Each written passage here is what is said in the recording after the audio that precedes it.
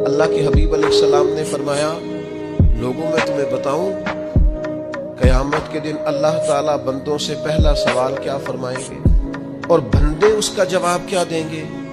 حضور فرمانے لگے اللہ قیامت کے دن اپنے بندوں سے سب سے پہلا سوال یہ فرمائے گا، کیا تم میری ملاقات کو پسند کرتے تھے؟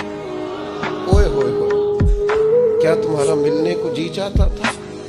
کبھی اے حقیقت منتظر نظر آ نہ لباس مجاز، کبھی اے حقیقت منتظر نظر آ نہ لباس مجاز میں، لاکھوں سجدے تڑپ رہے ہیں میری جبین نیاز میں، تمہارا دل کرتا تھا مجھ سے ملنے کو؟ حضور فرماتے بندے عرض کریں گے مالک بڑا دل کرتا تھا۔